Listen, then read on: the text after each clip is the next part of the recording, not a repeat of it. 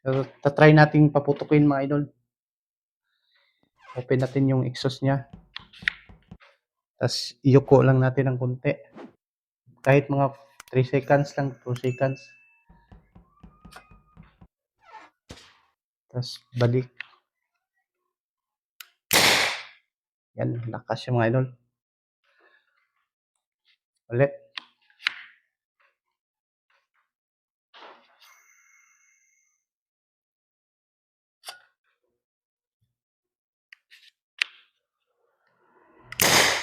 Yan. Sobrang lakas niya mga idol. So hi guys, this is RG Arts TV. So kumusta po kayong lahat? So for today's videos mga idol, gusto ko lang siyang i-flex. May gusto lang akong ipakita sa inyo mga idol, isang update lang sa isang unit na ginagawa ko ngayon. Ito ginagawa sa atin, isang sniper type na butane type siya mga idol, no? So gusto ko lang siyang ipakita kung ano yung specs nito mga idol, kung ano lahat yung mga materials na ginagamit natin. So ayun, so sa lahat po nag-subscribe sa aking YouTube channel, ako pala na lubos-lubos na nagpapasalamat sa inyo. And dun sa mga nagpapagawa sa akin, hintay-hintay lang mga idol. So kasi medyo busy talaga ako sa paggawa ng ganitong klaseng laruan. Kaya yung iba hindi ko na na-entertain. Tapos yung iba naman talagang naghihintay talaga sila. And then yung iba mga idol nagpapagawa sila ng ano lang, ng barrel, nagpapa-set up sila with butane type na barrel like bolt action, no? May pina-set up sa atin na iba. So yung iba naman bumibili sila ng mga body chamber lang, no? Tsaka check valve. So yun mga idol, so gusto ko lang siyang ipakita sa inyo. Ito po ay finished product na, no? So yung kulang pala nito mga idol is yung kulay na lang, yung pintura na lang niya. So papakita ko sa inyo mga idol kung ano siya, anong design niya. Actually sa previous video ko, same mechanism lang naman sila, no? Pero magkaiba lang sila ng design mga idol. So napakasimpleng design lang. Gusto ko lang siyang i-flex, gusto ko siyang ipakita sa inyo. And doon pala sa mga subscribers natin, no, na solid na sumusuporta sa ating YouTube channel which is RG Arts TV. Maraming salamat po. And sa mga silent viewer po natin dyan, maraming salamat din po sa inyong panunood ng ating video, no, na ginagawa dito sa ating YouTube channel. So maraming salamat po, and hopefully po na magustuhan nyo yung video na to or unit na ipapakita ko ngayon mga idol. So bukas ng umaga kulayan natin to, tapos mga after ng pagkulay natin, expire natin bago natin ipadala sa ating sa nagpapagawa nito mga idol. So without further ado, so papakita ko na sa inyo mga idol kung ano yung klase na ginagawa ko ngayong toy gun. So ito yun mga idol, pinagawa sa atin ni Sir Darwin Stilioso. Isang butane type powered siya mga idol, 8mm ID. Tapos yung specs nito mga idol, naka BSA black powder scope siya, tapos naka bolt action. Then yung pinaka bolt action niya mga idol, ito natatanggal to, naka-screw lang siya dito. Tapos yung hand grip natin, natatanggal din yan. So itong buttstock niya, gagawa tayo ng tutorial nito. Actually napakasimpleng buttstock lang naman ito mga idol. Kahit siguro hindi ko na siya gawa ng tutorial, kayang-kaya niya itong gawin mga idol, kasi simple design lang naman yung buttstock niya. Pero marami lang talaga nagtatanong mga idol, no, sa paano natin to ginawa. So siguro sa next video natin, papakita natin ang paggawa ng buttstock niya. And hindi pala siya idol, hindi siya adjustable, pero pwede natin siyang i-remove. Yan, removable buttstock pa lang ito. So the reason why mga idol na nilagyan ko siya ng Teflon dito, kasi kahit hinigpitan mo bago mo siya ikabit dito, dito banda. Medyo maluwag rin siya pagkatapos, no? Lalo na pag ito nakasandal dito, luluwag siya. Kaya nilagyan ko siya ng tiplon, yung thread ng ating female adapter.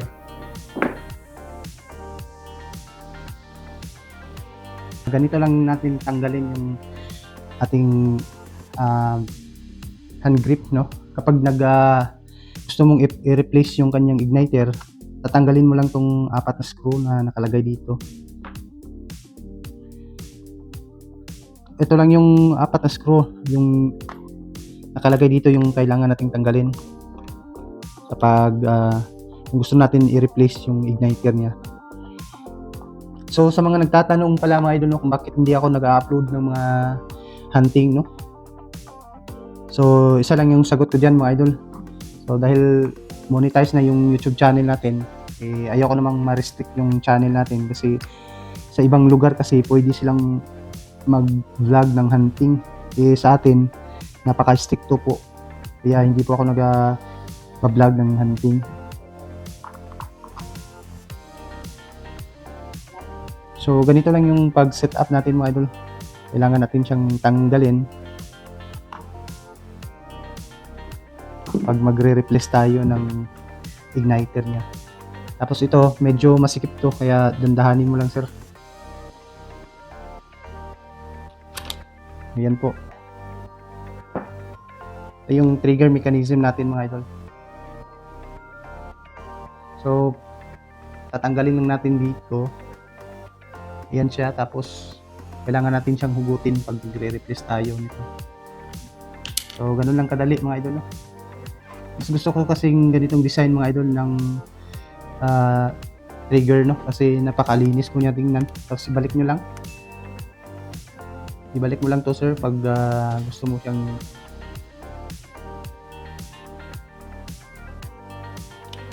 so ayan lang siya mga idol, no?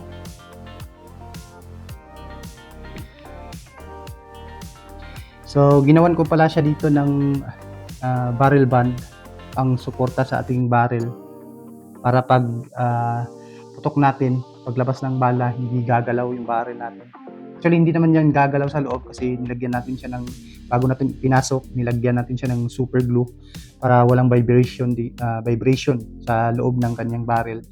Pero pang support na lang to mga idol, no? Pang padagdag tibay. So ito yung ano niya, housing ng check valve natin. Ito yung check valve natin mga idol. So pinaputok ko na rin to mga idol. Ilang beses ko na rin siyang pinaputok. So malinis pa rin yung ano niya. Yung didipinsahan kasi natin idol sa paggawa ng bitin, yung thread niya. Tsaka dito din sa kanyang dito yung thread dito. Dapat hindi yan expose sa apoy para maging durable yung ating yung ating bitin type na toiga na ginagawa. So ito yung check valve niya. So ito yung tank natin mga idol. Ito galing to sa kitchen lighter. Yung tangke ng yung pang-refill niya. Tapos pinasok lang natin dito sa PVC. Tapos binutasan natin dito para makita natin kung may laman pa siya o wala na. Tapos ito pala mga idol is lagayan siya ng flashlight, and then dito naman sa kabila pwede natin siya lagyan ng laser. So ayan siya mga idol, no? So volt action. Ayan. Ito yung maging exhaust natin. Napapansin nyo dito mga idol, hindi ko siya sa previous mga gawa ko kinakat ko dito, saka dito sa kabila kinakat ko rin dito banda. Pero ngayon hindi ko na siya kinat kasi para paglagay natin ng steel ball hindi siya malalaglag dito sa kabila kasi may ano siya, may nakaharang siya dito. Paglagay natin ng steel ball dyan, minsan kasi pag nilagyan natin ng steel ball tapos nalalaglag sa kabila, kaya hindi ko na siya tinanggal. So bolt action siya. So may dalawang o-ring dyan dito mga idol, may o-ring dyan at saka dito. Pero kahit wala namang problema mga idol, kahit hindi natin lagyan ng o-ring, wala namang singaw yung ganitong klase na bolt action. Kaya nag-i-stick talaga ako dito sa mga bolt action na ganito kasi subuko na rin to mga idol, wala siyang kasingaw-singaw. Tapos yung barrel natin mga idol, nasa 27 inch siya. Mula dito sa T. Dito yung T niya kasi. So, yung T niya nandito.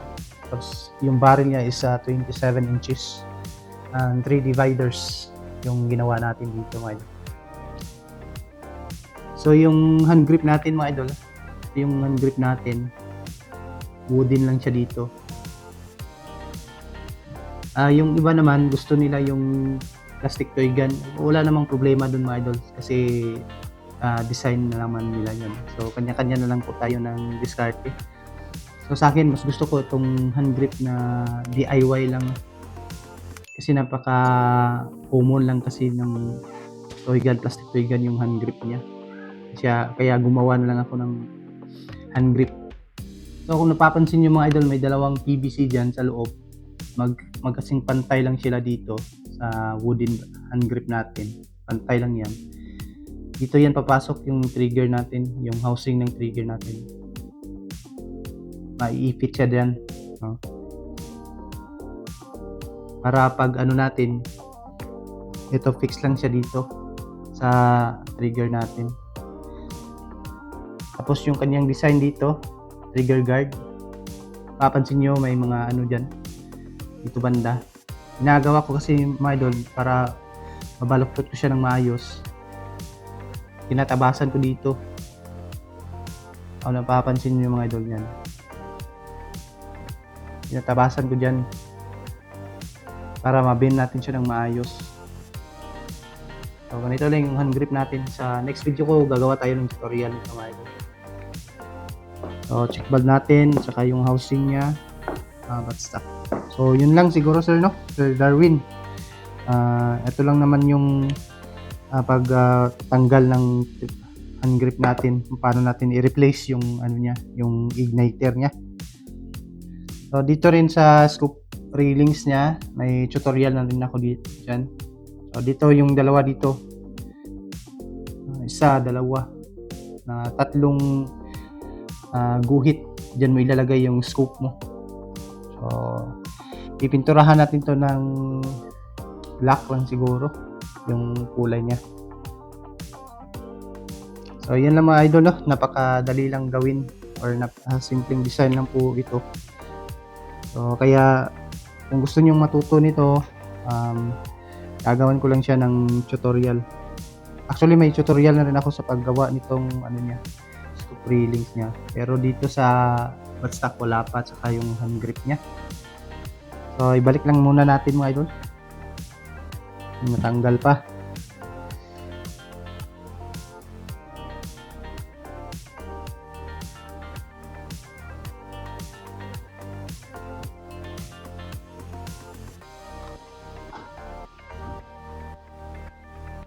Tapos ito, Sir Darwin, pasok mo lang siya dito sa may butas.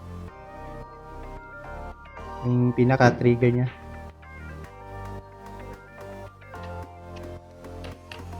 So, ayan siya. Tapos, saka natin ito ibalik yung kanyang screw. Yung 4 na screw.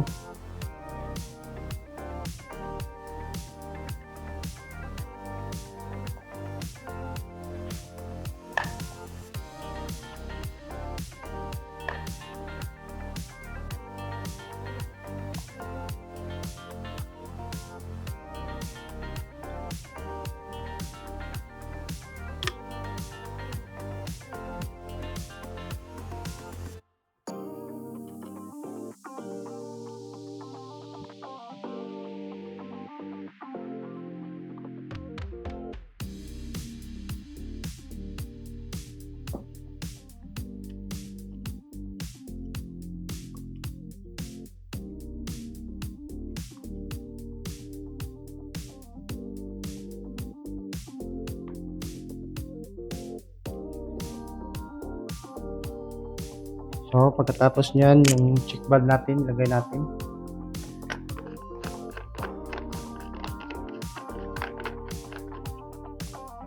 Tapos, ipasok mo lang to. Yung butas niya dapat dito sa gitna. At kilid siya. Pagkatapos niyan, pasok mo lang to.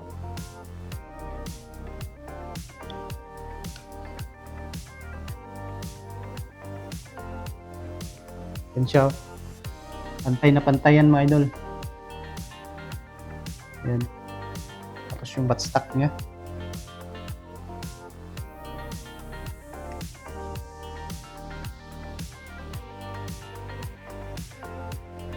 So silipin mo lang sir na tuwid siya, no? Yan siya. So ayun mga idol, no? So isang napakasimpleng design lang. Sana po ay nagustuhan ninyo. So tatry nating paputukin mga idol. Open natin yung exhaust niya. Tapos iyuko lang natin ng konti.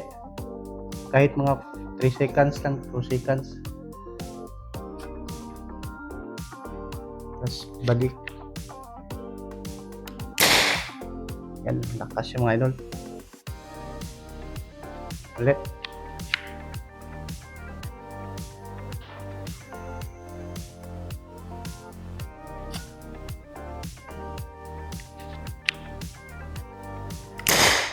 Yan. Sobrang lakas niya mga idol.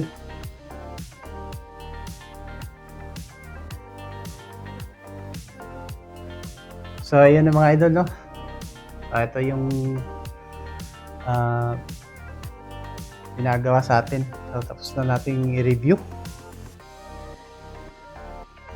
So hanggang dito lang yung video natin mga idol. Sa next video gagawa tayo ng tutorial nito paano siya sinet up. And God bless po sa ating lahat.